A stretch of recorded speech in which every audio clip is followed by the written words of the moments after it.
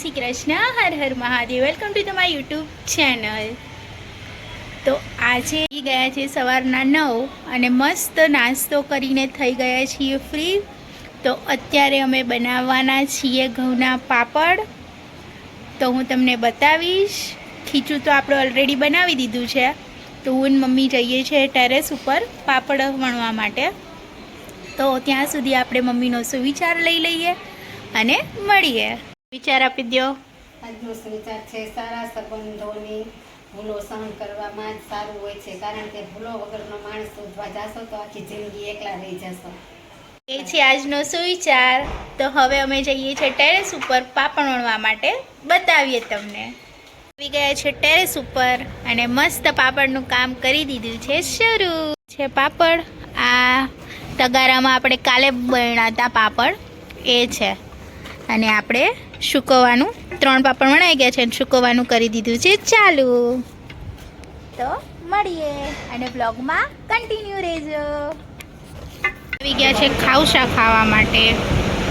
ચાલો ખાવસા ખાવા. નવી સ્ટાઇલ ચાલુ થઈ છે. જો ટોપરા વેચવા આવ્યા છે.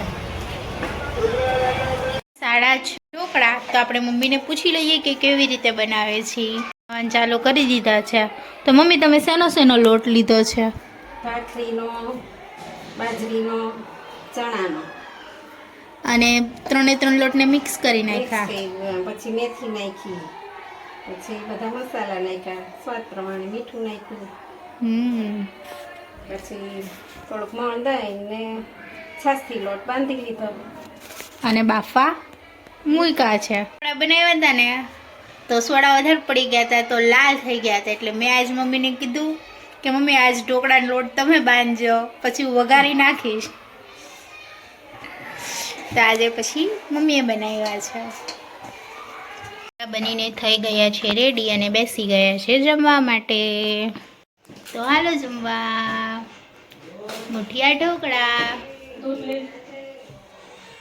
આજના વ્લોગમાં આટલું. ત્યાં સુધી અમારા વિડીયોને લાઈક કરો, શેર કરો, સબસ્ક્રાઈબ કરો અને બેલ આઇકન દબાવવાનું ભૂલતા નહીં. જય શ્રી કૃષ્ણ, હર હર મહાદેવ.